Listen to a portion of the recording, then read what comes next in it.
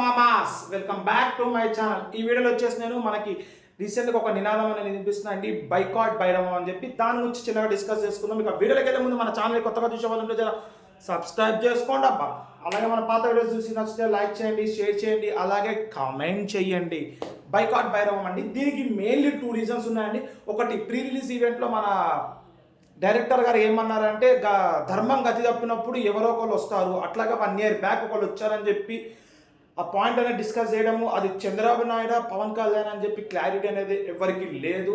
అక్కడ YSRCP fans plus వైఎస్ఆర్సీపీకి పిచ్చ ఫ్యాన్స్ ఉన్నారు, వాళ్ళందరూ ఆపోజిట్ అయిపోయి బైకాట్ భైరవం అని చెప్పి నినాదం స్టార్ట్ చేసినారండి.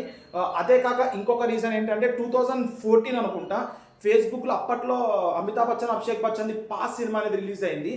దానికి మాఫింగ్ చేసి రామ్ చరణ్ కింద పైన చిరంజీవి అన్నట్టు పెట్టి చా అనే ఒక టైటిల్తో పోస్ట్ పెట్టినారు. అక్కడ మెగా ఫ్యాన్స్ చాలా హర్ట్ అయినారండి.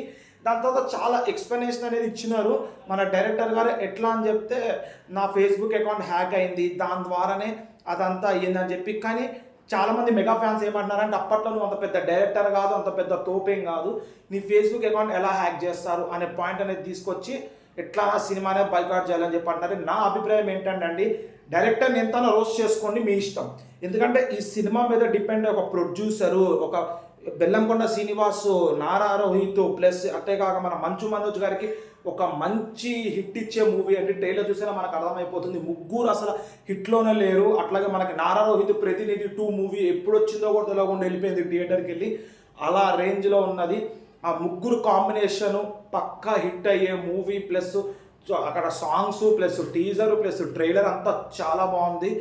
అదంతా పాయింట్లు పెట్టుకుని, ప్లస్ ఈ మూవీ మీద చాలా కుటుంబాలు బతుకుతాయండి. అటు డిస్ట్రిబ్యూటర్స్ కానీ, అటు ప్రొడ్యూసర్ కానీ, పోనీ డైరెక్టర్ అనుకోండి, ఇటు హీరోస్ ప్లస్ చిన్న చిన్న సెట్ మ్యాక్స్ అంతా చాలా వర్క్స్ ఉన్నాయండి.